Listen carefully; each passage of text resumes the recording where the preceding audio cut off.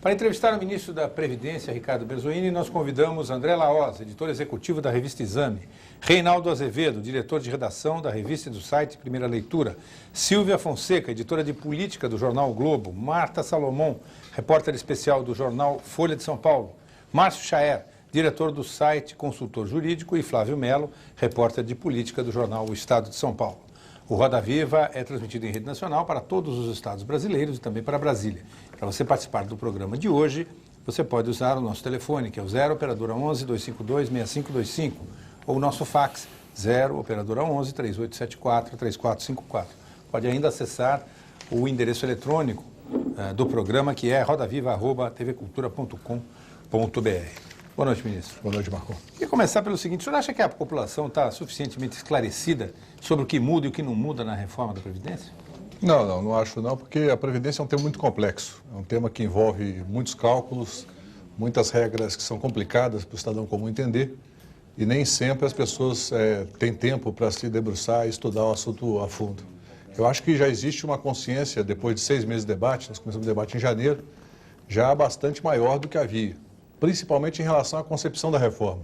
Ou seja, a reforma não é uma reforma com caráter fiscal, ela não é uma reforma para fazer apenas um ajuste temporário, ela é uma reforma em 2 etapas, evidentemente as 2 etapas da mesma PEC, na mesma proposta de emenda constitucional, nós tratarmos da atual geração de servidores públicos, tratarmos, ainda que de maneira muito leve, dos já aposentados, e darmos um sentido mais estratégico à Previdência do servidor público através do sistema que vai atingir os novos servidores que ingressaram no serviço público após a aprovação da reforma. Então, acho que a população está começando a se inteirar mais, e isso fica demonstrado bastante nas pesquisas que têm sido publicadas, onde demonstra que quanto mais se conhece a reforma, mais se aprova e mais se apoia. O ponto-chave dessa reforma não é a tal questão do direito adquirido, quer dizer, o que é direito adquirido, o que não é, porque toda a polêmica, pelo que eu posso acompanhar do noticiário, principalmente por parte dos servidores, está em todo mundo é a favor da reforma, desde que não mexa naquilo que ele considera que é o seu direito adquirido. O governo claramente não considera que isso, digamos, as condições de um servidor que, digamos, tenha começado a trabalhar 2 anos atrás, signifique direito adquirido, não é isso? Na verdade, no direito previdenciário já existe bastante consolidação de que direito adquirido é exclusivamente do cidadão ou da cidadã que já completou todos os pré-requisitos para se aposentar ou para gerar uma pensão, enfim, a pessoa que já cumpriu as regras. Quem está em fase de conquista do direito, de aquisição do direito, essa pessoa não tem direito adquirido. Na verdade, ela pode ter expectativa de atingir um determinado direito. A questão previdenciária não pode ser comparada com um contrato. Elas são regras administrativas, são regras previstas na Constituição, em leis complementares e ordinárias, que formam um conjunto de direitos que só se consolidam para o indivíduo quando ele cumpre todos os pré-requisitos. Portanto, não existe direito adquirido quando se trata de uma pessoa que está em processo de aquisição do direito. Ministro, quando o PT era oposição, era um partido de esquerda, opôs-se severamente à reforma do Fernando Henrique Cardoso, que era claramente uma reforma mais favorável ao servidor do que essa que está aí. Eu quero crer que o PT não se opôs àquela reforma porque achava que ela era muito benevolente com o servidor. E eu pego um aspecto em particular no que ela era mais benevolente. Por exemplo, havia regras de transição. Na reforma que o PT apresentou, não há regras de transição. E havia também o caminho aberto para se discutirem as chamadas carreiras típicas do Estado, o que também não há na reforma do PT, na reforma proposta pelo governo. Então, eu queria saber o seguinte: o PT, dada a sua tradição, a sua origem, eu não diria envergonhado, porque, usando uma palavra do presidente Lula, mas não se sente assim algo constrangido, historicamente falando, em defender agora aquilo que atacou com tanta severidade, com tanta energia, com tanta determinação? E eu queria embutir a esta questão uma outra, sobre as carreiras típicas do Estado. Sataniza-se hoje, claramente, juízes, juristas que servem ao poder público, na presunção de que estão em busca de privilégios, né? Ora, Eu penso que grandes juristas, como o Márcio Tomás Bastos, por exemplo, certamente não optaram pelo serviço público, porque podem ganhar mais na iniciativa privada, porque são pessoas brilhantes, muito competentes. Eu quero saber, à medida que esta lei, se ela for aprovada como está, se não houver nenhuma alteração, não há o risco de o judiciário, do serviço universitário, virar uma espécie de reserva de fidalgos que podem trabalhar ali porque tem pai que os sustenta, de incompetentes, porque como eles não poderão concorrer no mercado privado, então fica-se no serviço público mesmo. E pior, de ladrões, porque aí podem ficar sujeitos a uma regra que eu entendo draconiana, porque vão, de algum modo, ganhar em outro lugar. A ausência de uma regra de transição não seria o grande problema dessa reforma do PT? Não, em primeiro lugar, você acabou de fixar o preço da honestidade. É uma aposentadoria integral. Não creio que seja isso. Não, eu acho não. É óbvio, mas é óbvio. Deixa eu responder, te ouvir atentamente. Em primeiro lugar, o PT é um partido de esquerda e vai continuar sendo. Em segundo lugar, a reforma que nós defendemos é uma reforma que tem uma concepção de justamente preservar o Estado para que ele não se torne uma fábrica de aposentadorias precoces.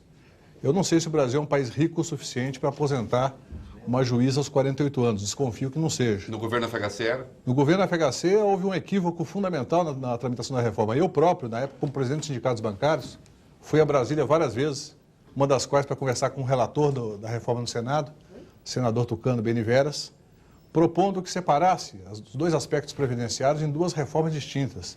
A reforma do setor público, que na época já tinha problemas estruturais graves, problemas que decorrem de regras inadequadas, e a reforma do INSS, que na época tinha um superávit de 4 bilhões e meio de reais por ano, no setor urbano, evidentemente.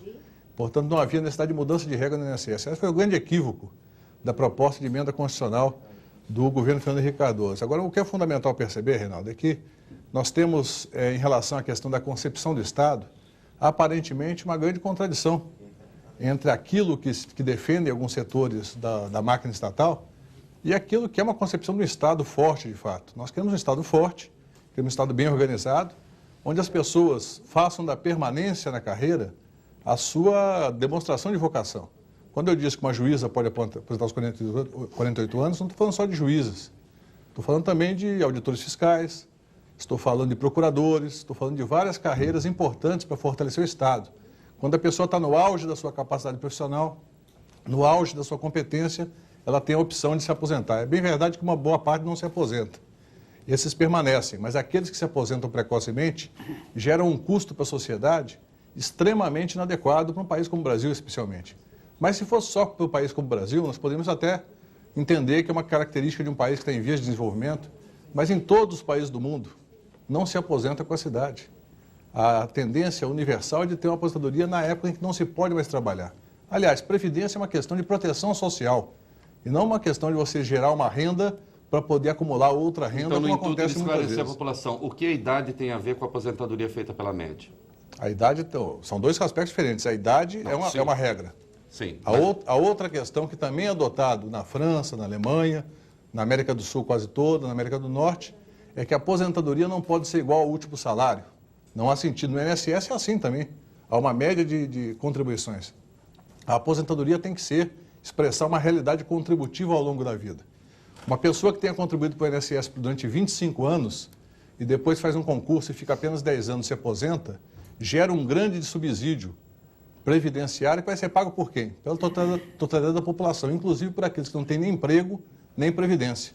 Mas então, fundamental para preservar a força do Estado, as funções básicas do Estado, é você ter boa remuneração dos ativos e um sistema previdenciário adequado à realidade contributiva. Não há sistema previdenciário que possa funcionar sem um equilíbrio entre o período contributivo e o período retributivo. E é assim que funciona no mundo todo. Só para a gente não confundir, porque o INSS é pela média, mas o trabalhador tem direito a fundo de garantia, o que o servidor não tem. O servidor público tem uma garantia muito melhor que qualquer trabalhador do setor privado gostaria de usufruir, que é a proteção constitucional contra a demissão imotivada. É óbvio que nós tivemos no Brasil, nos últimos 8 anos, do governo anterior, uma grande desqualificação. O senhor acha que são direitos permutáveis, no caso? Um momentinho só. Uma grande desqualificação na relação do poder público com o servidor público. Inclusive com a desestruturação de vários setores. Se concedeu grandes vantagens para nichos de servidores e se desqualificou uma boa parte da relação profissional com os servidores públicos. Ministro. E nós conseguimos, através desse processo de discussão sobre o papel do Estado, inclusive ter uma grande maioria de votos dos servidores para o presidente Lula e que se reflete na pesquisa que saiu hoje na Folha, onde, apesar da discussão da reforma, com a compreensão do que está havendo e como está sendo encaminhado, a maioria dos servidores públicos entende que o governo do presidente Lula está no caminho certo e busca justamente fortalecer o setor público. E a regra de transição? Não, a regra de transição, você pode ter vários tipos de regra de transição. O governo anterior adotou uma regra do pedágio, aplicar um percentual do tempo que faltava para completar o tempo de contribuição para atingir a aposentadoria. O que nós estamos propondo, na verdade, é uma regra inversa, ou seja, preserva-se um determinado patamar para a aposentadoria aos 60 anos para os homens e 55 para as mulheres, e se faz um processo de redutor para quem optar por aposentar na idade original. Nós entendemos que quem quiser sair antes pode e deve sair se assim o desejar. Mas o ideal é que todos permaneçam até a idade limite para poder servir ao Estado. Por exemplo, como disse anteriormente, um juiz, um procurador, um auditor fiscal, um médico, um professor universitário, pode tranquilamente, pela natureza da sua função, trabalhar até os 60 anos se homem e até os 55 se mulher. Se quiser sair antes, terá que arcar com uma redução do seu benefício, porque o seu período contributivo é insuficiente para gerar uma aposentadoria próximo da sua integralidade. Quem se acredita? O senhor está contando com o apoio dos servidores, pelo menos está dizendo que os servidores vão apoiar, mas os servidores estão ameaçando uma greve agora no início de julho. O senhor, como ex-sindicalista, acha que a greve não vai dar em nada? Tem mantido contatos e tal? Já dá para dizer que a greve não vai sair, ou pelo menos alguma parte? Eu respeito muito o movimento sindical e acho que toda a direção sindical, quando propõe uma greve, eu imagino que tenha condições de organizá-la, está dialogando com as suas bases. O que eu vejo pelas pesquisas e pela minha experiência cotidiana em Brasília e aqui em São Paulo e em outros estados com os servidores é que há setores mais irritados e mais radicalizados e há uma grande compreensão da maioria dos servidores de que o governo está fazendo aquilo que é necessário, mesmo que a pessoa não fique satisfeita com o impacto daquilo na sua vida, mas que o governo está fazendo algo na direção correta e que está buscando diálogo. Não é um governo que está com uma posição intransigente, arrogante. Mas o diálogo não permite, pelo menos, reconsiderar nenhum dos pilares da reforma. Nem nós estamos discutindo o fim da agora aposentadoria integral, nem a contribuição de nativos. Só acha que, por exemplo, os juízes podem levar uma posição mais radical de parar determinados setores, embora a greve esteja marcada aí para julho, que é o mês de recesso do judiciário, ou algum outro setor, além de professores, você acha que pode realmente parar algum setor importante do... Marta, eu tenho conversado muito com magistrados, tenho conversado com professores universitários, tenho conversado muito com vários setores das carreiras típicas de Estado e também das demais carreiras de servidores. Eu não sinto esse grau de radicalização. Podemos, evidentemente, ter mobilização, é natural, faz parte do processo. Tivemos uma manifestação em Brasília já. Eu acredito que há um espaço ainda para conversar. Nós temos a comissão especial que tem hoje a prerrogativa de conduzir essas negociações. Nesse caso, eu me coloco à disposição da comissão e não estou comandando o processo nesse caso, mas eu creio que há espaço para conversar bastante. Evidentemente, nós não queremos alterar a concepção da reforma e os pilares da reforma. Há uma corrida pelas aposentadorias. Mas entendemos que existe um espaço bom para o diálogo, porque boa parte dos servidores, como eu disse, quando a gente conversa nas ruas, nos ministérios, onde a gente vai, a gente percebe que há uma compreensão de que a reforma deve ser feita e é melhor que seja feita num governo com as características do governo do presidente Lula, um governo que dialogue e que respeite os servidores. Esse espaço bom é o convencimento ou tem alguma coisa ali que ainda pode ser mudada? Não, acho que é o convencimento de ambas as partes. Já, na CCJ já houve mudanças, emendas saneadoras, que, por exemplo, em relação ao subteto, no meu entendimento, aperfeiçoaram a nossa proposta. Nós não estamos com uma posição arrogante de achar que a nossa proposta é uma proposta perfeita e que não cabe nenhum aperfeiçoamento. O que nós queremos dizer, e estamos repetindo bastante isso, é que nós temos uma convicção de que fizemos uma proposta com uma concepção justa, o que não quer dizer que ela seja imutável por princípio, até porque os deputados e senadores têm prerrogativas de alterar a proposta. Ministro, o senhor acabou de dizer que não tem a pretensão de achar que a proposta é a mais correta e perfeita. Isso significa dizer que o governo está preparado para, em plenário, conceder alterações que eventualmente sejam propostas? Sabe, o governo não concede alterações. As bancadas da base do governo podem e devem, já apresentaram emendas e já estou dialogando com a bancada do PT e outras bancadas e também com as bancadas de oposição, já que essa não é uma proposta do presidente Lula apenas, do presidente Lula e de 27 governadores, que hoje se reuniram, estivemos reunidos no Palácio do Planalto, justamente para discutir, fazer uma avaliação do processo de tramitação e definir a continuidade do processo, inclusive o trabalho articulado dos governadores com as bancadas parlamentares. Então, vamos continuar dialogando, conversando. Eu não tenho uma posição inflexível, não pode mudar nada. Evidentemente, tenho convicção de que a proposta tem uma característica determinada e que nós queremos manter essa concepção para que nós possamos fazer uma reforma que não requisite uma outra reforma daqui a 3 ou 4 anos. Possamos fazer uma reforma que resolva conjunturalmente a situação da atual geração, revertendo a tendência de comprometimento do orçamento e buscando uma justiça orçamentária com aquelas pessoas que não têm acesso aos direitos básicos de cidadania e, simultaneamente, fazendo o sistema com teto e complementação, que é uma solução estrutural para a previdência dos servidores públicos. Só para complementar, o senhor citou a reunião dos governadores hoje, inclusive eles deixaram o Palácio comentando que eles tinham se comprometido que o texto da reforma, que eles iam batalhar para que fosse aprovado integralmente. O senhor acha que isso é uma segurança maior em termos da discussão quando chegar o momento do plenário? Eu acho que sim, eu acho que é um conjunto de 27 governadores, mais o presidente da República, que praticamente representam quase todos os partidos. Evidentemente, nenhum governador, nem o presidente é dono de suas bancadas, mas há uma interlocução política muito forte que ajuda no processo de convencimento. Eu estou confiante que nós vamos aprovar a reforma com poucas alterações e que não vão atingir a concepção fundamental da previdência que queremos para o servidor público. Pelo que o noticiário apresentou, a tônica da reunião hoje com os governadores foi muito mais a reforma tributária do que a reforma previdenciária. Pelo menos foi isso que apareceu nas declarações que eles concederam aos telejornais e ao noticiário eletrônico. Não há o risco de que isso seja uma moeda de troca? Quer dizer, olha, vamos... Porque na questão da reforma tributária não houve exatamente um consenso em relação às propostas. Há várias propostas que os governadores acenaram e que o governo federal não aceitou muito bem.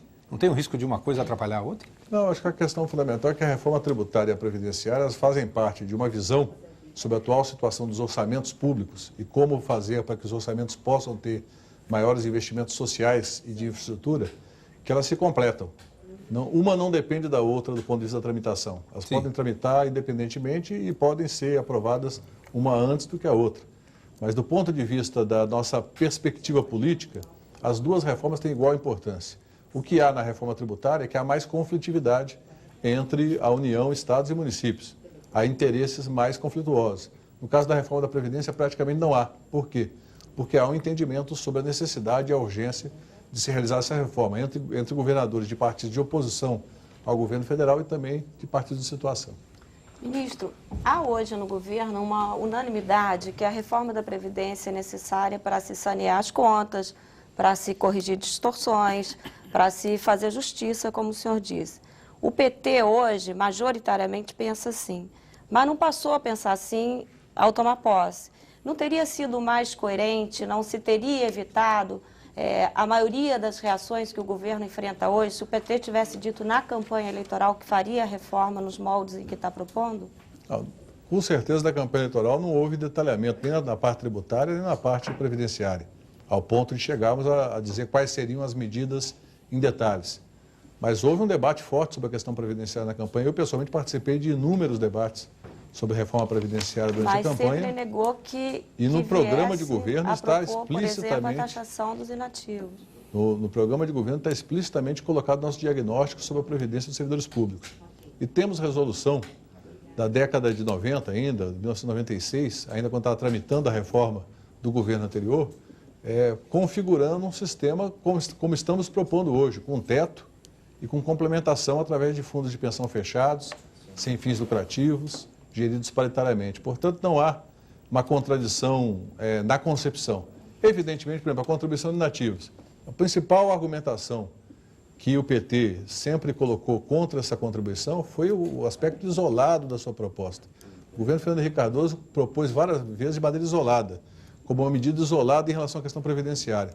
Nós defendemos em muitos momentos, na tramitação, por exemplo, da discussão da Previdência Complementar, da formatação das leis complementares 108 e 109, que era preciso um debate mais conceitual sobre a Previdência no Brasil e propostas que atinjam de conjunto a questão previdenciária.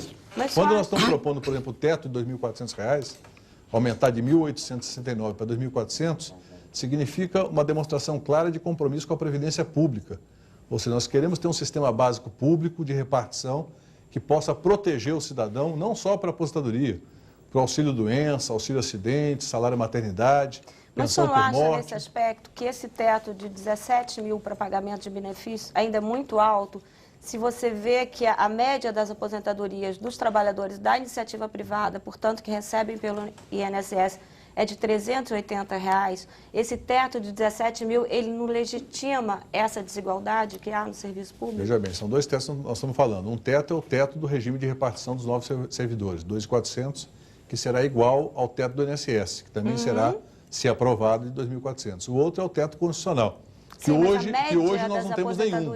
No setor Não, é verdade. é de R$ 300. O setor privado é 370, se tirarmos os rurais, sobe para 430 aproximadamente. Esses 17 mil, eles beneficiam, na verdade, eles não beneficiam a categoria de servidores. É isso que eu ia te responder. Que já tem um benefício maior? Então, é isso que eu te responder. Eu também acho elevado. Agora, esse é o teto possível hoje do atual patamar institucional que nós temos. É a maior remuneração no poder público federal. Somente a instituição desse teto, por exemplo, nos estados, permitirá que uma série de servidores que se aposentaram com 25, 30 mil, que é uma minoria, mas uma minoria que custa muito para o Estado, e é até uma questão ética. É inaceitável que um Estado brasileiro que não tem, muitas vezes, capacidade para investir em infraestrutura, no combate à miséria, na educação, na saúde, esteja pagando, por exemplo, um funcionário de uma Assembleia Legislativa aposentado com 25, 30 mil reais. Esse teto já coloca uma limitação. Se dependesse só da minha vontade, seria bem menor. Mas nós temos também que apresentar propostas realistas, propostas que possam estar combinadas a vontade, o desejo da população com aquilo que é possível aprovar. Poderíamos ter mandado uma outra proposta para o Congresso Nacional, com um teto menor, apenas para fazer a disputa política. Mas preferimos um teto que é realista para a atual situação. Ministro, não há bodes nessa reforma, então. O senhor acabou de dizer que o diagnóstico do problema previdenciário do setor público já estava claro há muito tempo. Isso torna ainda mais difícil de compreender a atuação do seu partido no passado. Quer dizer, uma coisa é você dizer, olha, a gente pensava diferente mesmo e mudamos de opinião. Mas pelo que o senhor está dizendo, o senhor não. Efetivamente, o partido já tinha um diagnóstico coerente com o que se tem hoje da questão do serviço público e, no entanto, bloqueou uma reforma que, na verdade, era até mais branda do que a reforma que o governo está apresentando. E queria agregar também que, enquanto se discute no governo federal essa mudança, aqui no estado de São Paulo, o governador Alckmin propôs uma reforma da Previdência e não contou com o apoio do PT. Quer dizer, eu acho que essa é uma questão que está ficando já um pouco velha, mas que eu acho que ainda está suscitando debate. Quer dizer, afinal, o que aconteceu? São Paulo foi voto unânime. André, essa questão, de fato, está ficando velha, mas eu não me furto a discutir. Porque é uma questão básica. O PT tem um diagnóstico sobre a questão previdenciária muito parecido com o atual. Obviamente não é o mesmo, porque as condições da economia mudaram e o perfil do funcionalismo também mudou nesse período. Mas é muito parecido com o atual. A única já tinha, né? Em 1995, 96 já tínhamos, até porque algumas questões são dados estatísticos. Não se trata de questão de opinião. Podemos até avaliar qual é o remédio a ser aplicado, mas a doença já estava ali na década passada. E nós fizemos um processo de discussão muito rico em 95, 96 e produzimos uma proposta previdenciária que prevê justamente aquilo que estamos aplicando agora para os novos servidores. Por que não aplicar isso para os atuais servidores? Porque o custo de migração de um regime para outro seria muito elevado e você geraria ainda mais conflito com a atual geração de servidores, que não é um desejo do governo. Agora, nós temos uma posição muito clara sobre a questão previdenciária do setor público. O sistema, com as regras que foram aprovadas na Constituição de 88, é inadequado e torna-se inviável no médio prazo. E essa é uma posição antiga nossa. O que nós queremos deixar claro é que, às vezes, e eu me refiro até à votação aqui em São Paulo, já manifestei publicamente a minha discordância em relação à posição da bancada, até porque eu acho que mesmo a bancada tendo argumentos objetivos e lógicos em relação à definição do seu voto, taticamente seria melhor votar a favor da proposta encaminhada pelo governador Alckmin. O que houve, segundo me relataram, é que na negociação foram propostas 2 ou 3 questões acessórias para melhorar o processo político de tramitação e não houve aceitação. Agora, acho que taticamente seria melhor ter votado a favor para demonstrar esse compromisso com as mudanças. Ministro, obviamente, é importante deixar claro, o governo anterior errou muito no encaminhamento da emenda. O senhor já argumentou que misturou as duas coisas. Misturou as duas. Mas não, ainda não assim, ministro. Não só isso, a arrogância do processo de negociação. Eu tive em Brasília várias vezes como representante da CUT na época. A dificuldade de interlocução. Eu tenho recebido semanalmente 15, 20 parlamentares. O vice-presidente da Andes, ministro, nós estamos trabalhando com a perspectiva. O senhor acha que o governo está negociando democraticamente, de buscar uma negociação objetiva e de buscar uma interlocução onde a explicação, no primeiro momento, foi fundamental e agora nós estamos na fase de ouvir as sugestões de mudança e, eventualmente, estar discutindo com as bancadas de apoio ao governo e também as de oposição, já que, nesse caso, há um entendimento muito mais amplo do que apenas a situação, para que nós possamos, de fato, ter uma reforma que atenda ao interesse do povo brasileiro e do funcionamento de uma previdência pública adequada para que possa proteger o servidor público. Do jeito que está aí hoje, daqui a alguns anos não poderá mais proteger. Ministro, eu acho que não há quem discorde de que o diagnóstico da Previdência claramente tem enormes injustiças, desigualdades absurdas e uma situação que os técnicos chamam de o chamado cálculo atuarial assustadora. Isso ninguém discute. Né? Agora, o vice-presidente da Andes, que é José Domingues Godoy Filho, professor universitário, diz o seguinte, que tem muita conversa, muita água gelada, muito cafezinho, mas proposta que é bom o governo não tem. Então, o que a gente ouve é realmente que o governo está disposto a negociar, disposto a conversar, mas, até o momento, não se viu sequer um movimento na direção de qualquer mudança, de se admitir qualquer mudança, particularmente em relação à contribuição dos inativos.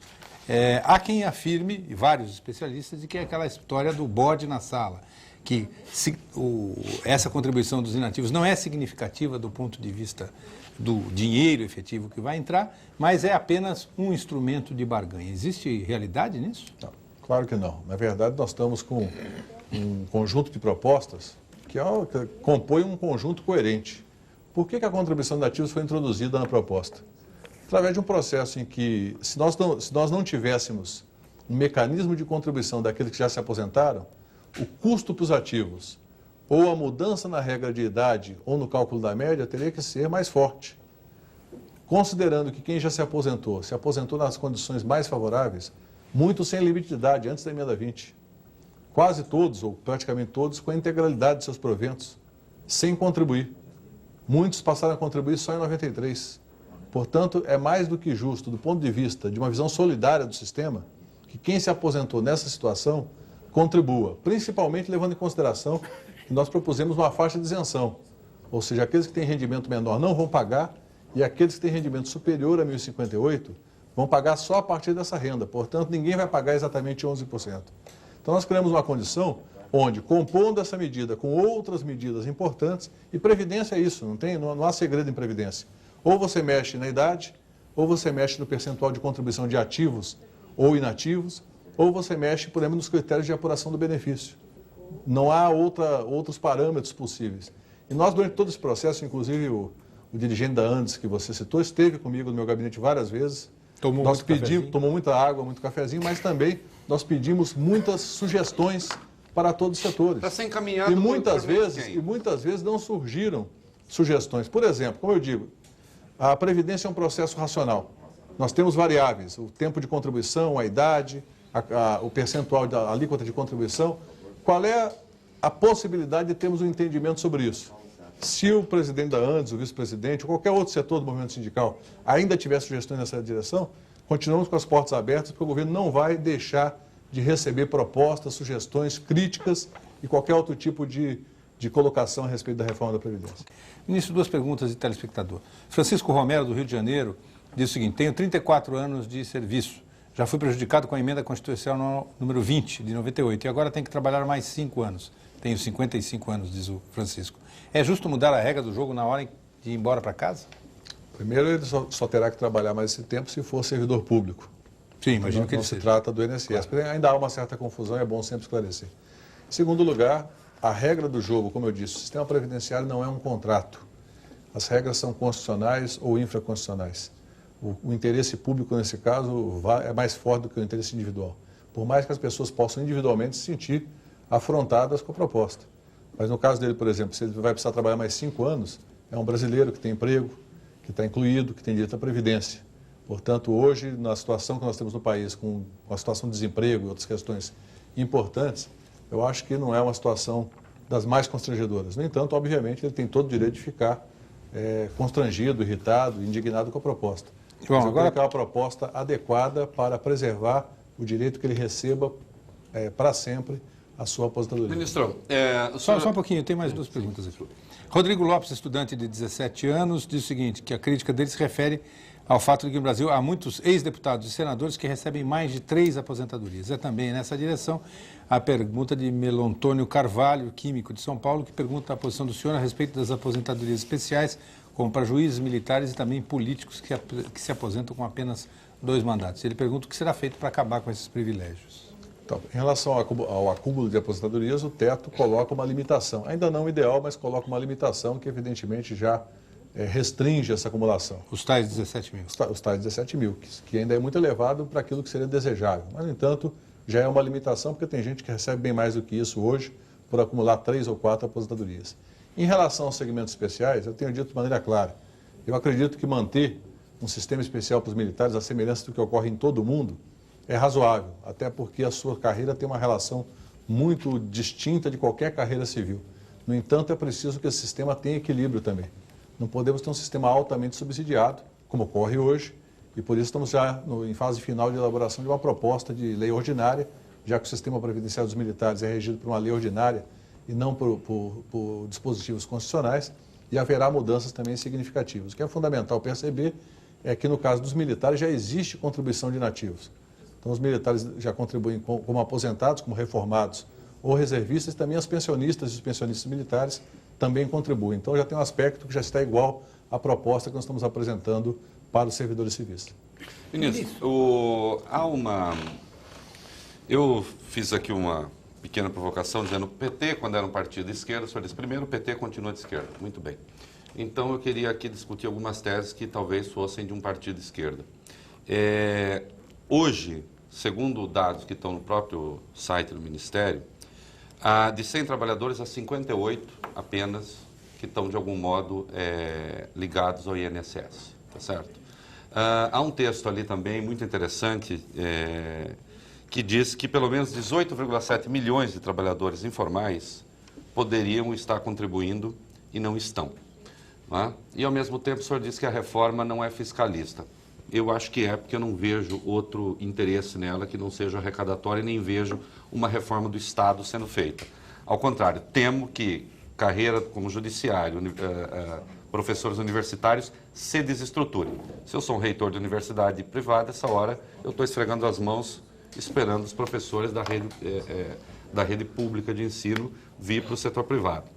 Então eu pergunto, por que é que o PT não fez e realmente não programou uma reformulação para valer, já que a reforma do Fernando Henrique era tímida, segundo vocês, já que o Lula tem a popularidade extraordinária que tem, por que não se pensou realmente, então, numa reforma que, inclusive, trouxesse esses 18,7 milhões que estão por aí sem contribuir com ninguém? Reinaldo, porque a reforma da Previdência, do ponto de vista gerencial, ela não se faz com emenda constitucional. Ela está sendo feita cotidianamente no Ministério desde o dia 1º de janeiro.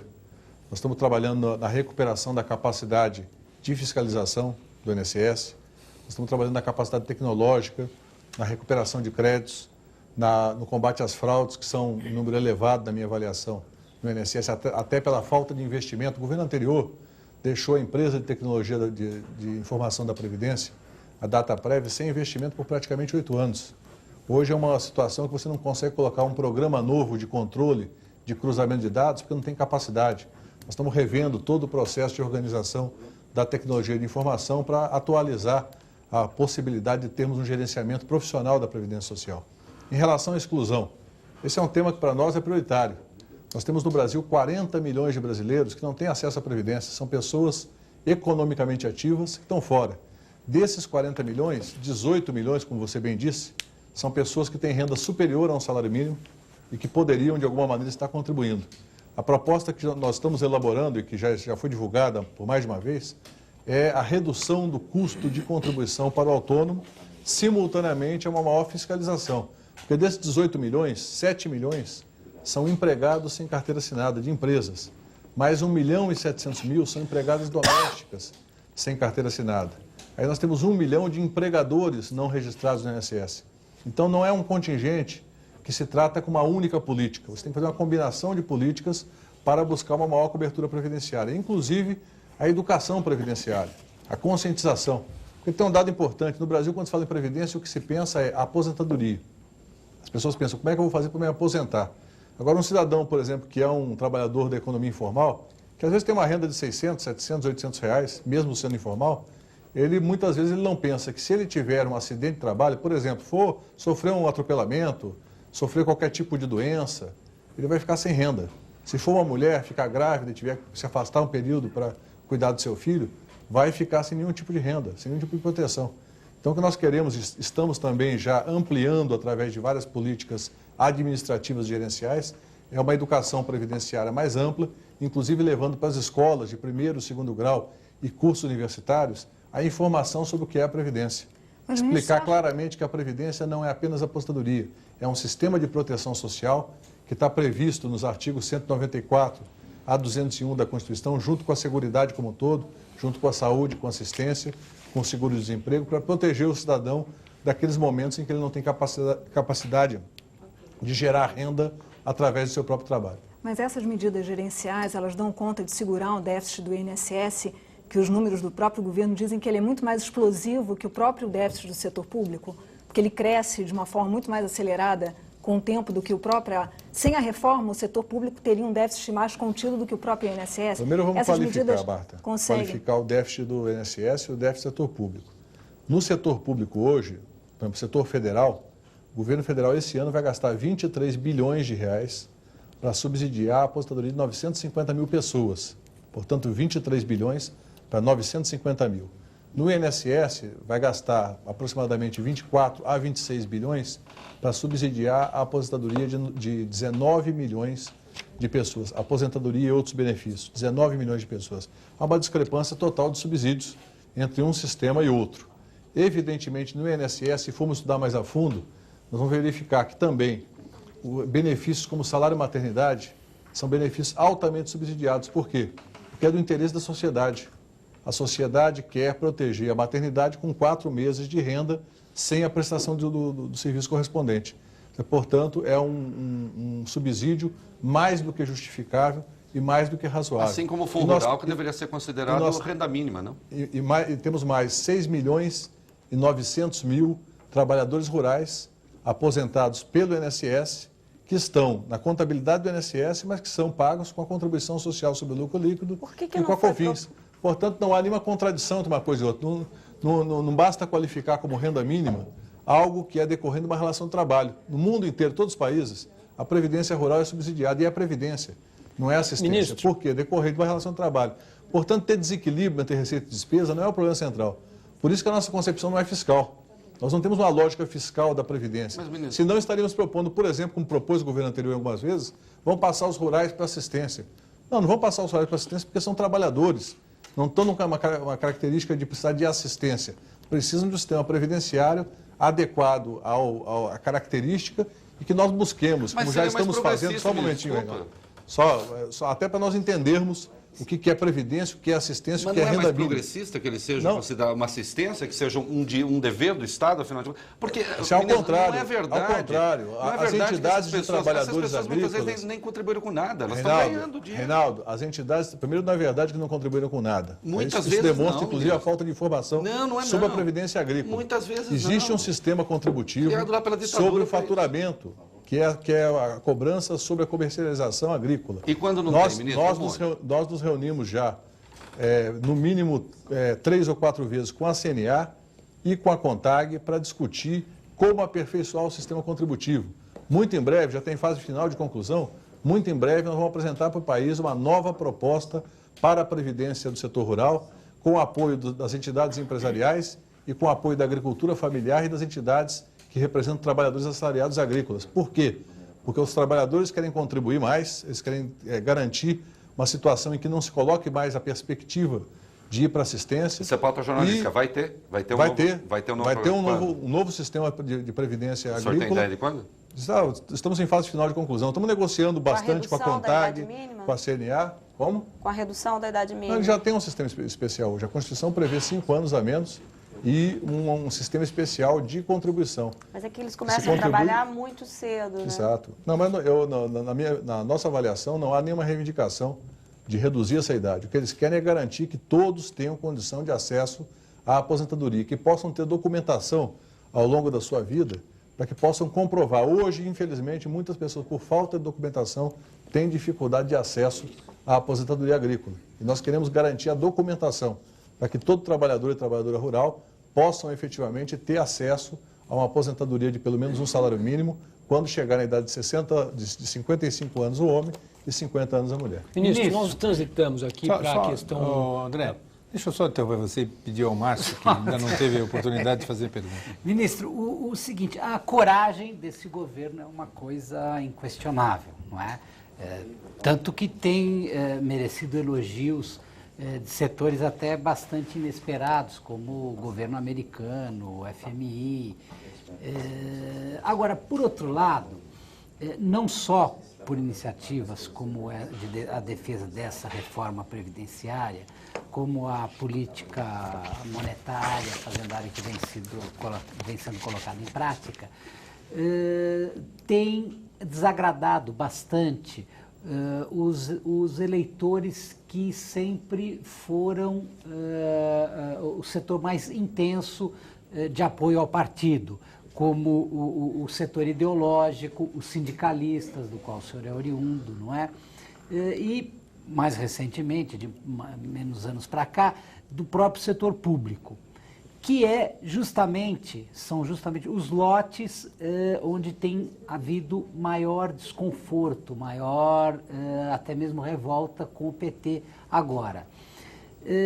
O senhor não teme, como um homem de partido, que ao perder esse eleitorado e ao tentar e ao trabalhar numa área que seria mais própria de outros partidos, vocês não consigam e o PT tem o seu futuro comprometido por causa dessa coragem que vocês têm agora?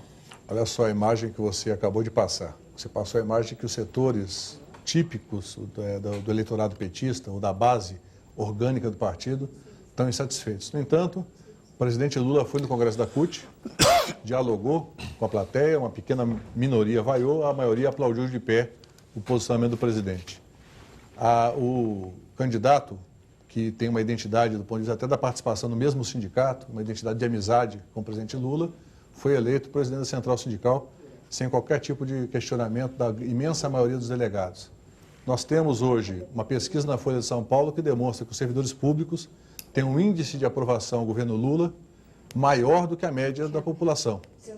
E nós temos hoje, no interior do partido, nós acabamos de realizar um encontro nacional de vereadores e deputados estaduais do PT, no qual houve só movimentação de apoio ao governo, não houve nenhum questionamento mais significativo do ponto de vista da linha do governo. E o petista, que esperou 23 anos para chegar à presidência da República através do presidente Lula, ele sabe que o governo se julga pelo conjunto da obra. O primeiro ano de governo, em prefeituras, em governos estaduais, é um período duro, onde você tem que estruturar o governo, preparar as medidas que podem atingir beneficamente a imensa maioria da população, e o restante do governo, evidentemente, tem outra característica. Então, eu não acredito nessa visão que você colocou. Eu acredito que a imensa maioria da militância petista, da base de apoio, da base orgânica, está entendendo, como revela a própria pesquisa que a Folha de São Paulo publicou hoje, ou seja, no funcionalismo público que está sendo atingido por uma reforma que tem um impacto, do ponto de vista de atingir as pessoas, tem um impacto significativo, há um apoio maior do que a média do restante da população. Eu concordo parcialmente, agora fazendo uma ressalva. Nós estamos com pouquíssimos meses de governo. Quer dizer, se metade já não estiver apoiando, é um sinal preocupante para vocês, não? É a melhor média de todos os presidentes da República. O senhor acha que se o servidor soubesse dessa reforma, votava no Lula mesmo assim? Eu creio que nós temos total tranquilidade em dialogar com a população, com a opinião pública. Não é um governo que acha que só tem acertado, o governo pode acertar e errar, claro. Não há problema algum nisso.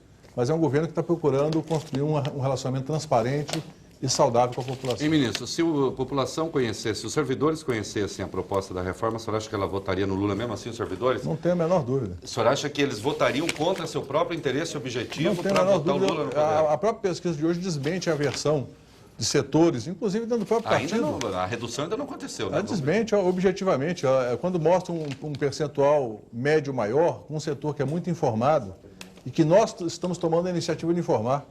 Nós já mandamos correspondência para os servidores. Sim, mas o servidor explicando os objetivamente vai principais passar a pontos. receber menos do que ele receberia pela lei atual. Depende. Mas Se ele optar por aposentar numa determinada idade, ele será pode receber menos, mais. ministro, Não, será não menos. necessariamente. Não, aí também não. Não necessariamente. Não há forma, o servidor, claro que há. há Claro. forma dele receber mais Ele do pode que receber o mesmo. o mesmo. Por exemplo, como? um servidor que tem uma carreira, uma vida profissional mais ou menos estável em termos de remuneração, Mas ele tem que, em alguns casos, pela regra, ele tem em que alguns contribuir. casos a sua média pode até melhorar. A média pode até melhorar. Por quê? Por quê? Porque no governo anterior, alguns segmentos menos organizados e fortes, tiveram praticamente 8 anos sem reajuste.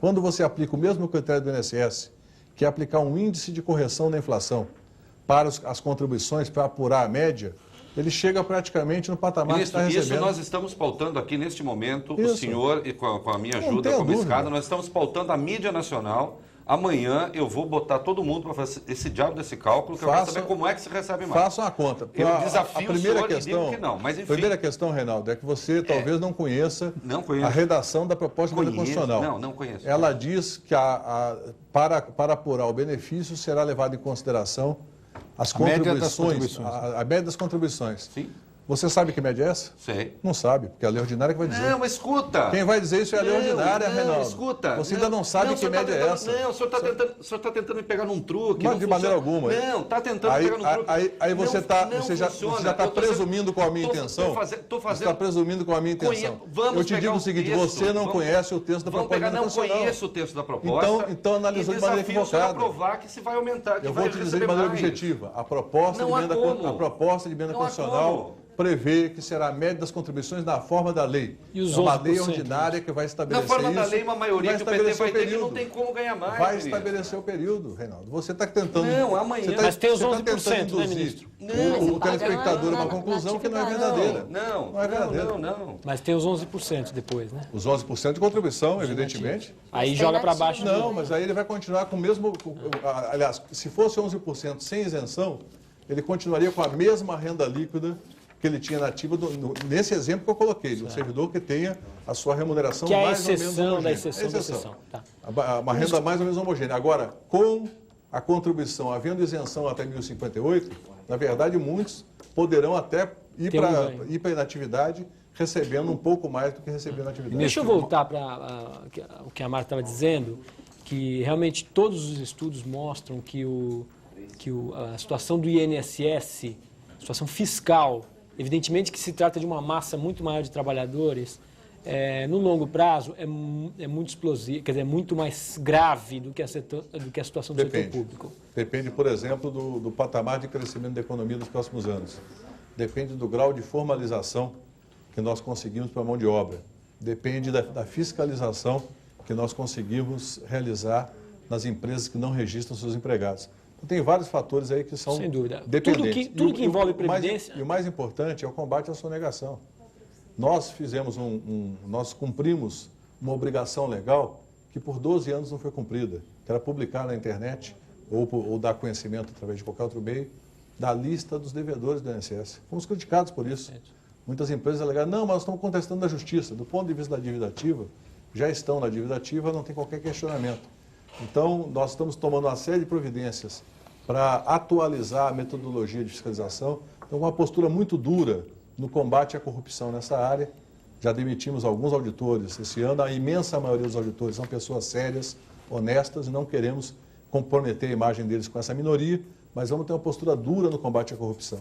Porque não é possível que uma estrutura que é organizada para arrecadar os recursos das empresas e dos trabalhadores para financiar a Previdência Social seja utilizada com outros objetivos. Por isso, estamos adotando políticas de atuação conjunta, INSS, Ministério Público, Polícia Federal, em vários estados para combater as quadrilhas que atuam de fora para dentro e, inclusive, para localizar os servidores, os poucos servidores que não têm um comportamento ético adequado. Perfeito, ministro. Eu acho que todo mundo aplaude isso. Agora, isso aí, na verdade, é algo que provavelmente a gente vai estar ouvindo daqui a 15 anos. Você vai... Eu sou mais otimista.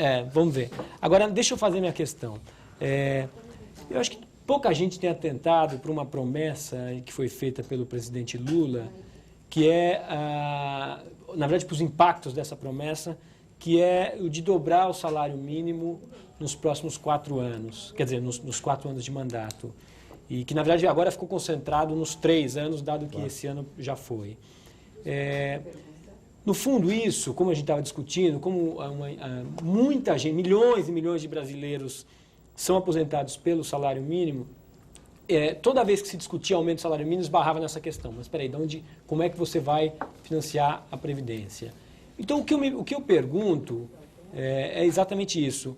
Dado que o governo priorizou o ataque ao problema previdenciário do setor público, e dado que, ao mesmo tempo, o governo quer dobrar o salário mínimo nacional e que, portanto, vai ter um impacto brutal sobre as contas do INSS, nós não estamos, de alguma maneira, o que nós vamos ganhar de um lado, nós vamos muito mais do que entregar do outro, porque esse déficit do INSS, eu repito, por mais que o senhor fale que tudo depende realmente, conta de previdência, como é de longo prazo, tudo pode mudar. Agora, todos os cálculos especialistas mostram que no longo prazo, a trajetória do INSS é explosiva.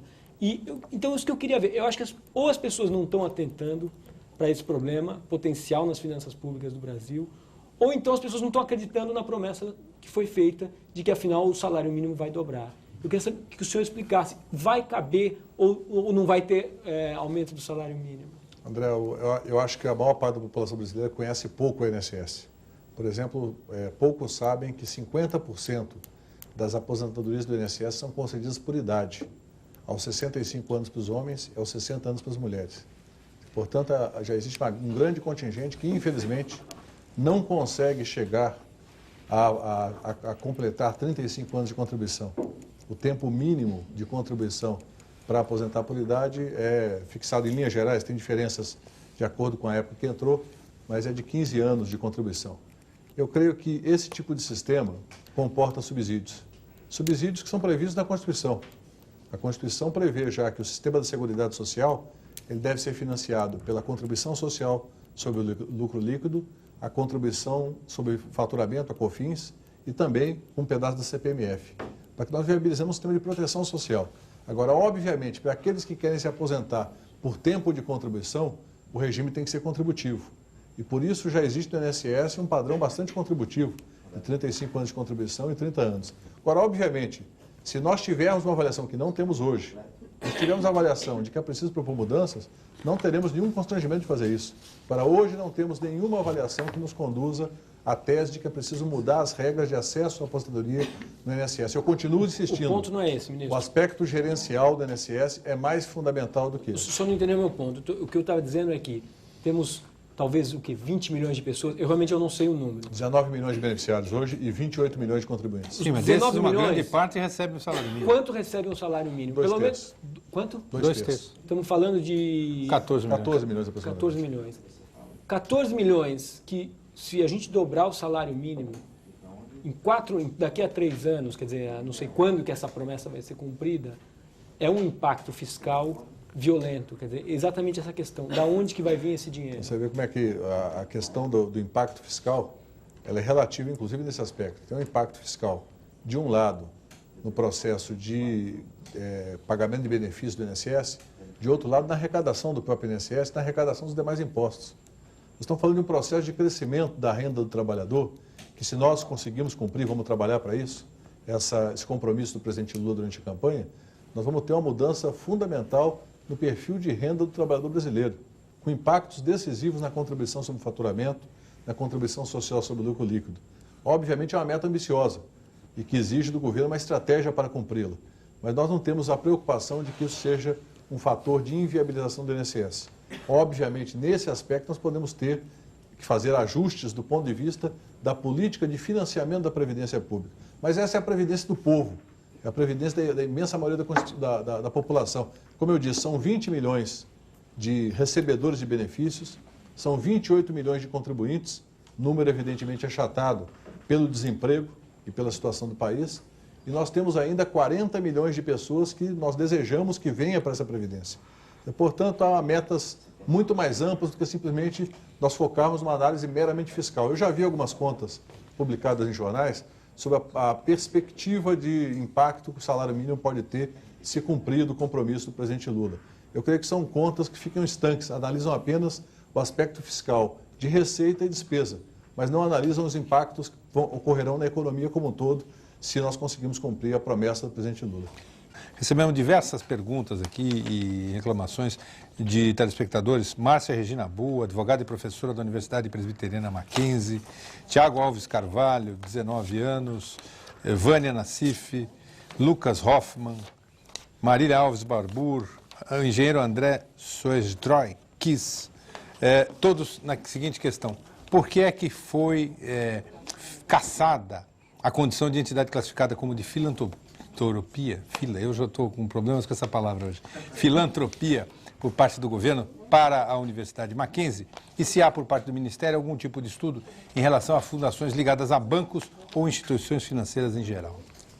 Essa pergunta é ótima, porque me dá a oportunidade de responder uma questão fundamental que foi objeto de matérias na imprensa durante muitos anos e que nunca houve um enfrentamento sério sobre essa questão. Quando eu tomei posse do Ministério, eu determinei que se fizesse uma avaliação de como enfrentar a questão das filantrópicas do seguinte ponto de vista: separar o joio do trigo.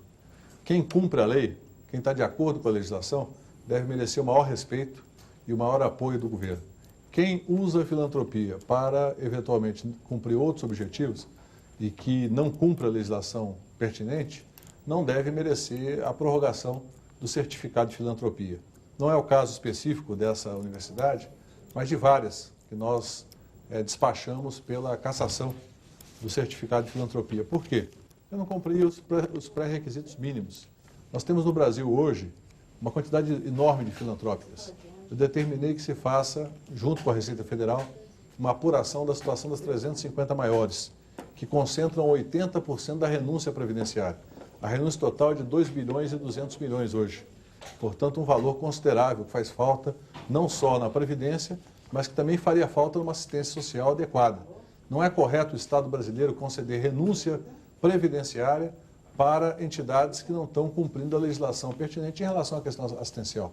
Portanto, do nosso ponto de vista, nós estamos absolutamente tranquilos. Já recebi vários e-mails de estudantes dessas entidades e tenho esclarecido, e a maioria dos estudantes que se dirigem ao e-mail do ministro e recebem a resposta, respondem depois dizendo que entenderam perfeitamente e que não há nenhuma contradição. O que há é que muitas vezes a própria instituição tenta justificar perante os estudantes aumento de mensalidade, dizendo que é por conta da decisão governamental. Se a entidade cumprir com a legislação, não há nenhum motivo... Em linhas gerais, o que a legislação estabelece? A legislação prevê percentuais mínimos de concessão de bolsas a estudantes carentes, comprovadamente carentes, e no caso das entidades de saúde, atendimento mínimo de um percentual pelo SUS. E em relação, desculpe, só em relação às instituições, fundações de bancos e instituições financeiras? Então, nós estamos checando todas, não há qualquer discriminação positiva ou negativa.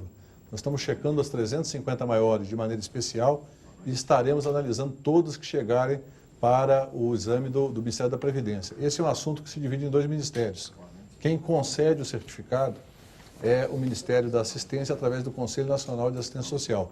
Agora, quem tem o poder de caçar para efeito da isenção da cota patronal da Previdência, que é preciso até que o telespectador compreenda. Na verdade, ao adquirir a condição de filantrópica, a entidade passa a não precisar contribuir com os 20% sobre a folha dos seus empregados para a Previdência Social. Portanto, é um privilégio que só pode ser concedido para quem pratica efetivamente assistência nos modos da lei. Quem não cumpre será, evidentemente, excluído do processo. Ministro, o Supremo Tribunal... Eu queria fazer uma pergunta ao sindicalista, ou não agora, no caso sindicalista, mas de origem sindical. Com orgulho. Certamente. E tem razões para tanto. E ao homem que constitui a lei, que está muito próximo, se não é do núcleo duro, mas pelo menos é tido como tal do PT. Né? Hoje estamos na véspera do sexto mês, eu concluí o sexto mês do governo Lula. Tá? Eu queria fazer uma perguntinha um pouquinho mais ampla, que tem a ver com os trabalhadores.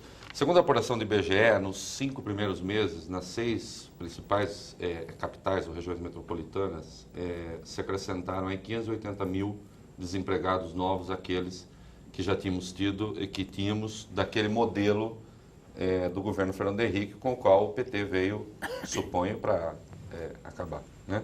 Ou mudar, pelo menos. A renda está em queda, o desemprego em alta. Hoje saiu o IPCS da Fundação Getúlio Vargas, que mede consumo propriamente, e registrou deflação, né? O que é um sinal bastante preocupante, né? Eu queria saber que balanço o senhor faz. Evidentemente, eu pus aqui o balanço negativo para provocar a sua inteligência, para o senhor dizer que não é bem isso, ou que esses números têm que ser relidos. Mas que balanço o senhor faz desses 6 meses, então, do ponto de vista do emprego, da renda e da confiabilidade que o PT inspira hoje nos mercados? No geral, como é que o senhor pensa? Eu acho que primeiro é preciso deixar claro o seguinte: nós temos uma situação de política econômica que tem uma parte estrutural e uma parte conjuntural. A estrutural é o compromisso que o presidente Lula assumiu ainda durante a campanha, na Carta ao Povo Brasileiro, Carta aos Brasileiros, na qual assumiu um compromisso claro com determinados princípios de funcionamento da economia. Primeiro, respeito aos contratos. Em segundo lugar, não praticar aventuras econômicas, políticas heterodoxas, sem qualquer tipo de relação com a realidade, de trabalhar uma política macroeconômica consistente, buscando incidir nas variáveis econômicas com o objetivo de construir condição para um crescimento econômico sustentado e não um processo de bolhas econômicas, de stop and go, como a gente verificou durante muito tempo. Então, essa é a parte estrutural. A parte conjuntural é que nós pegamos uma economia com uma inflação alta, tendendo ao descontrole. Havia uma grande tendência, ao pegar os jornais de dezembro e começo de janeiro, e verificar as análises da possibilidade de reindexação da economia, de um processo de crescimento da inflação realimentada por outros fatores, dólar quase a R$4, risco Brasil, que é um indicador que, do ponto de vista da confiabilidade no processo de financiamento da economia, é um indicador importante, em 2.400 pontos. Ou seja, nós tínhamos um cenário propício a uma crise de grandes proporções e que foi, graças à competência da equipe econômica, do ministro Palocci, do presidente do Banco Central, Henrique Meirelles, que é uma pessoa da maior competência, foi debelada. Evidentemente, não foi totalmente eliminada. É só perceber o que nós temos ainda de arrasto de inflação por conta de contratos que foram executados em governos anteriores, do governo anterior particularmente, que indexa ao IGP as tarifas de energia elétrica e de telefonia, cria uma situação em que o IGP, que é o pior índice para isso, que é um índice que agrega muito peso cambial e agrega também muitos fatores vinculados ao setor de atacado da economia, que nem sempre se reflete no varejo, e que cria uma situação muitas vezes de inflação não realizada e que contamina os índices, provoca um desequilíbrio nos índices inflacionários. Ou seja, nós ainda temos motivo para preocupação. Você acha que existe o risco ainda? Existe ainda, na minha avaliação, um processo de inflação sob controle, no entanto, ainda não totalmente debelado. Por mais que os índices de preço ao consumidor e mesmo o IGP, que é um índice mais distorcido, revelem uma deflação momentânea. Mas se você pegar no ano, o acumulado do ano, nós não temos um cenário de deflação. Nós temos um cenário ainda de inflação relativamente alta no período de janeiro até maio. A partir de maio conseguimos controlar o processo. Eu creio que a redução da taxa de juros agora tem um ambiente para acontecer, talvez não na velocidade que todos nós desejamos, mas para acontecer e indicar um caminho seguro para a redução e, ao mesmo tempo, produzir efeitos positivos na economia. Nós temos que combinar, e eu acho que esse é o grande mérito da análise econômica do ministro Palocci, combinar a macroeconomia com ações concretas na microeconomia. O processo de planejamento dos setores econômicos, da indução ao crescimento, a expansão do crédito agrícola, que é uma realidade já apresentada pelo governo do presidente Lula, com autorização para o Banco do Brasil e com as demais medidas tomadas, as verbas disponibilizadas para habitação e saneamento, que são fundamentais para que nós possamos ter, nesse setor, que é um setor que emprega muito, que garante baixo impacto na balança comercial, que nos viabiliza uma política social que tem impactos favoráveis em vários aspectos. Enfim, eu estou pessoalmente confiante de que o segundo semestre vai ser um segundo semestre de retomada econômica, evidentemente modesta, porque nós estamos saindo de um período de uma crise muito grave. Você acha que o espetáculo do crescimento começa agora? Eu acho que essa expressão que o presidente Lula usou é uma expressão, evidentemente, própria da vontade da gente deixar claro para o Brasil que o caminho do crescimento está colocado. O espetáculo do crescimento é um desejo de todo o povo brasileiro, ou seja, é emprego, é melhoria da renda do trabalhador, é melhoria da situação financeira das empresas, é redução constante de taxa de juros. É isso que interessa, seja qual for o nome que nós dermos.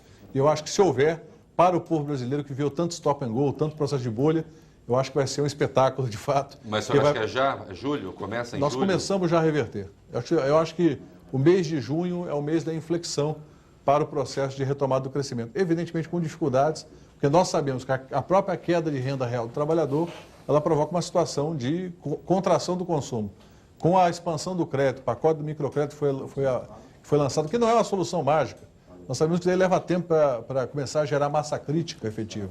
Mas é uma decisão importante, inclusive para deixar claro que o processo de organização popular do crédito são as cooperativas, que na Europa, na América do Norte, na Ásia, tiveram tanta importância, começou com uma decisão política afirmativa do presidente, que vai permitir a organização de cooperativas horizontais, ou seja, sem restringir só os setores que tenham afinidade profissional ou econômica. É fundamental isso para o Brasil voltar até a perspectiva de expandir o crédito. Nosso crédito hoje está em 23% do PIB, é absolutamente ridículo, 23% do PIB. Nós precisamos ter um sistema financeiro que possa, de fato, emprestar para a economia privada e para a população que quer consumir a taxa de juros que não quebra o cidadão. Você tem motivos especiais aí para torcer para a economia aquecer um pouquinho, porque quanto mais aquecida, menos arrecada, né, Claro. INSS? Mas eu queria voltar a uma das promessas de campanha do presidente Lula.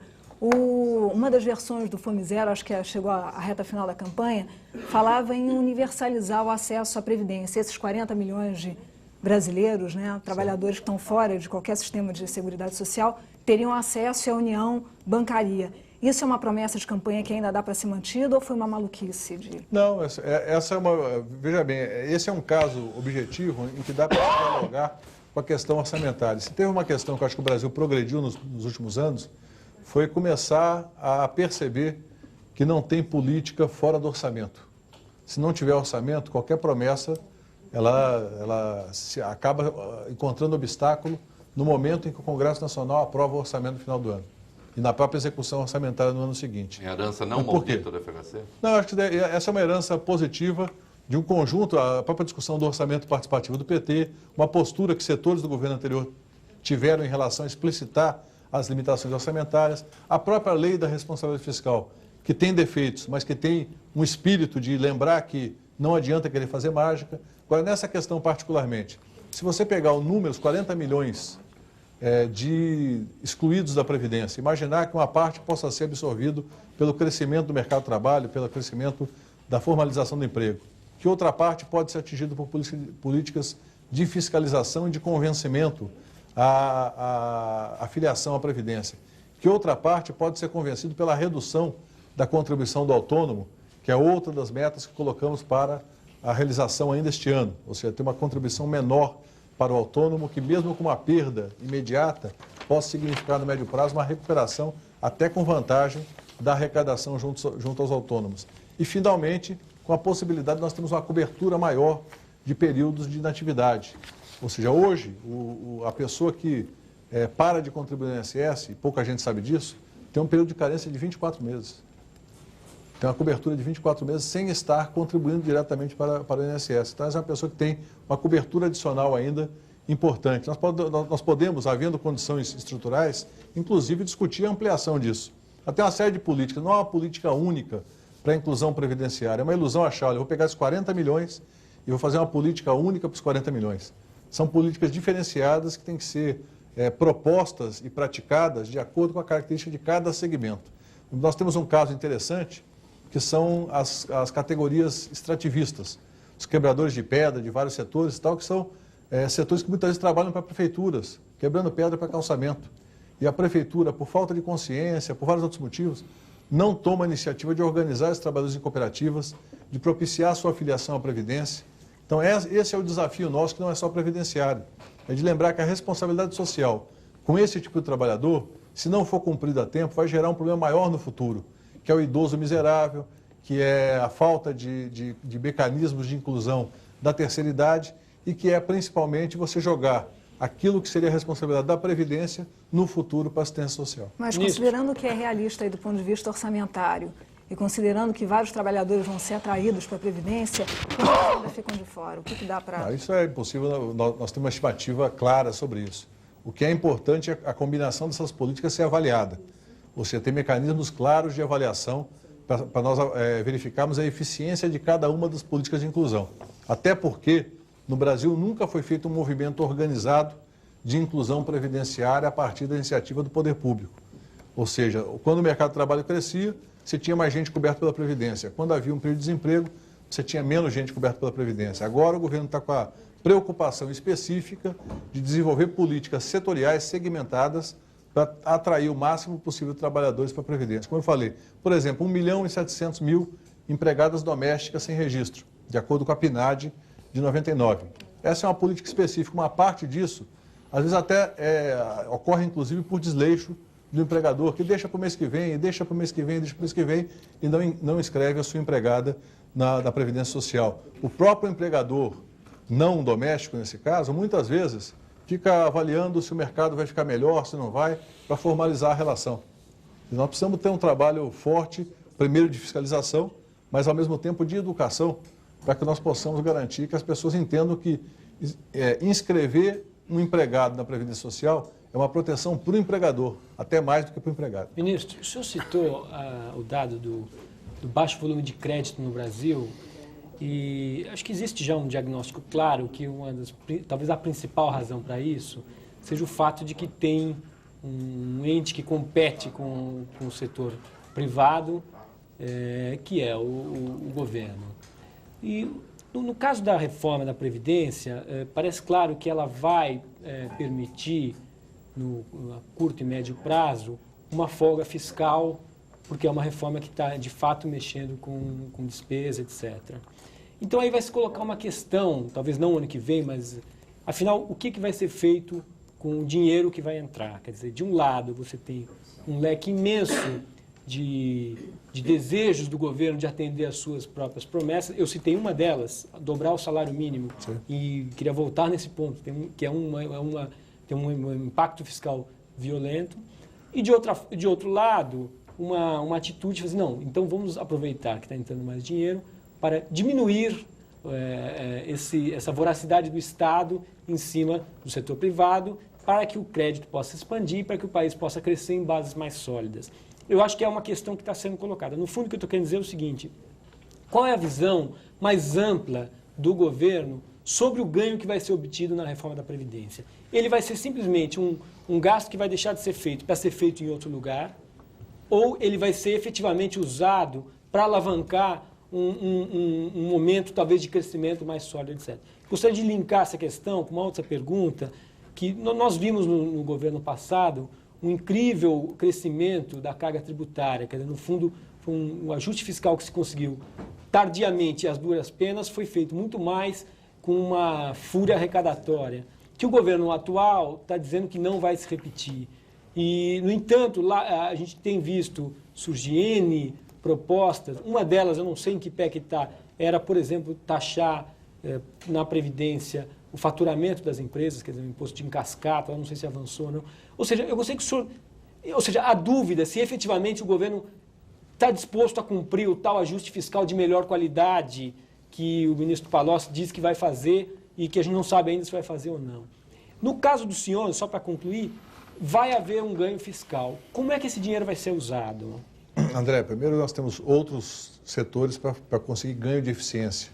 Por exemplo, eu pessoalmente no Ministério da Previdência localizei logo no começo da gestão uma série de focos de desperdício de dinheiro público. Por exemplo, só para citar um que não é tão relevante assim, o sistema de call center, o sistema de atendimento ao público da Previdência, o Previfone, recebia a chamada de celular. É uma questão elementar que nenhuma organização séria que trate com esse tipo de segmento, evidentemente quem quer tratar de segmentos específicos, vai receber chamada de celular que é mais caro. Isso significa uma economia de 3 milhões por ano. É pouco dinheiro perto do orçamento da Previdência, que esse ano chegará a 107 bilhões só no pagamento de benefícios. Mas é dinheiro público, tem que ser economizado. Tem uma série de outras medidas que nós estamos tomando, revendo processos, reavaliando formas de gasto, diárias de viagem, assim por diante. Então, tem uma qualidade aí que chama-se qualidade gerencial, que é fundamental para valorizar cada real, cada centavo do cidadão que contribui.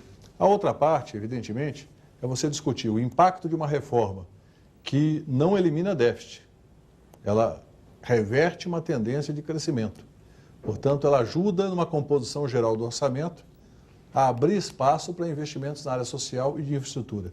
Um espaço que no começo é pequeno.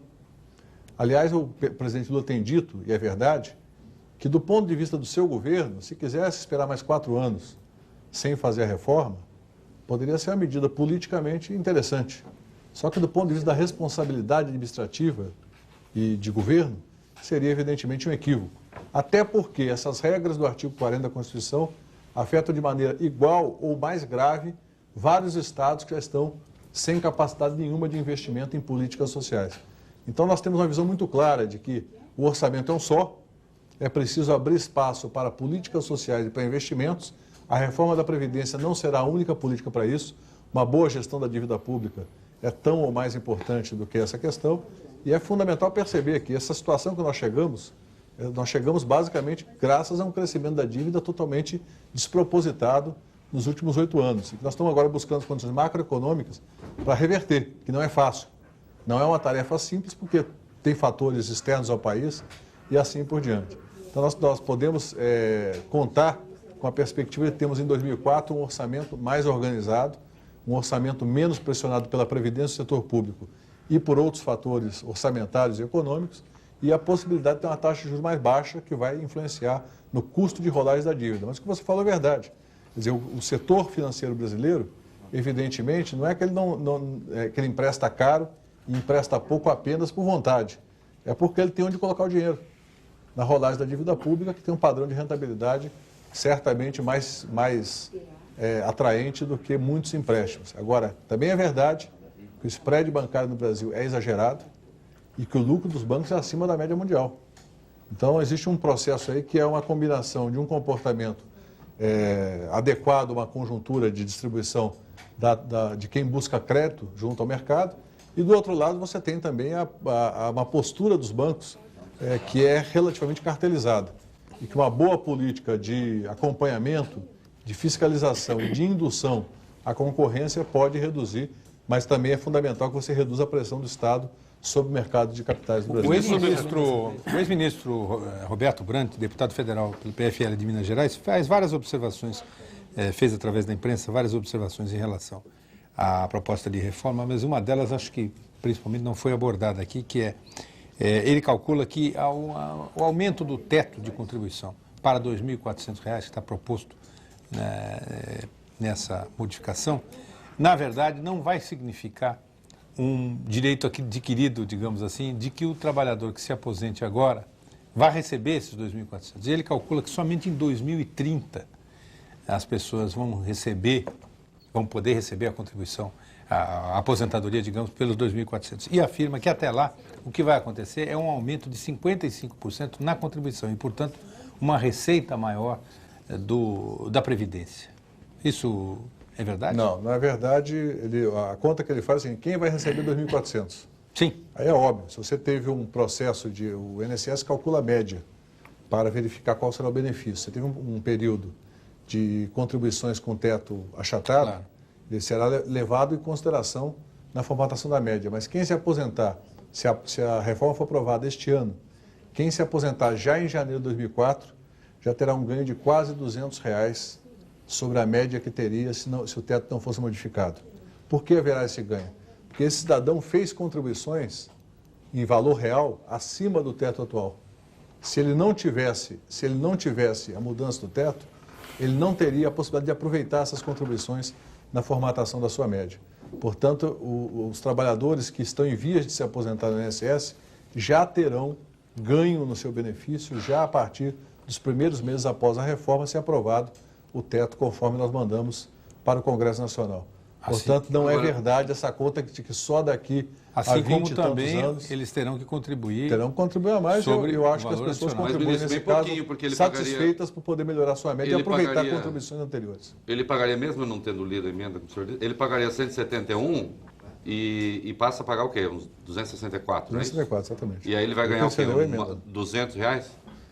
E todo o resto também. Ele vai ganhar, faça o cálculo atuarial, quanto ele pagará mais, por exemplo, por 6 meses, e quanto ele receberá ao longo de mais 20, 30 anos, a gente espera que ele viva o máximo possível, 20, 30 anos, e veja quanto ele vai receber de vantagem. Essa é uma proposta que resgata o compromisso do governo federal com a previdência pública, com o teto adequado ao perfil da massa salarial brasileira. Inclui 93% da população economicamente ativa que está filiada à Previdência. Ministro. Portanto, é uma proposta que ajuda a preservar a perspectiva do cidadão que contribuiu com mais do que o teto atual a recuperar essas contribuições que seriam perdidas se não houvesse a ampliação do teto. Nosso tempo acabou. Numa última palavra, o senhor não respondeu a uma das questões que aqui em diversos telefonemas estão, que é o seguinte: como é que o senhor encara a condição de que os políticos podem se aposentar com apenas 2 mandatos? Podiam, não podem mais. Na verdade, o novo sistema de previdência do Congresso Nacional, ele exige no mínimo 60 anos de idade e 35 anos de contribuição para ter acesso à aposentadoria integral. Eu, pessoalmente, sou contra qualquer sistema à parte. Sou contra esse também, tanto é que não me filiei como deputado federal. Mas não é verdade mais que se possa se aposentar nessas condições. O que existe e que eu acho que deve ser combatido pela população, ainda em algumas assembleias legislativas, esquemas específicos de aposentadoria. Eu acho que essa é uma luta que o PT iniciou, o atual deputado federal Roberto Gouveia, quando deputado estadual, lutou muito aqui em São Paulo para acabar com isso. E em vários estados do país, quem combateu esse privilégio foi a bancada do PT. Ministro, eu tenho certeza que se alguém tinha alguma dúvida de saber por que o presidente Lula escolheu o senhor para ser o ministro da Previdência, essa dúvida foi dirimida nessa hora e meia. Desejo boa sorte para que o senhor consiga convencer quem realmente pode decidir isso, que são os parlamentares, né? E com certeza aqui do Roda Viva nós estaremos acompanhando essa discussão, assim como outras reformas que o atual governo está propondo. Obrigado pela sua entrevista, aos nossos entrevistadores também, a você que está em casa. Nós voltamos na próxima segunda-feira com mais um Roda Viva. Uma ótima semana e até segunda.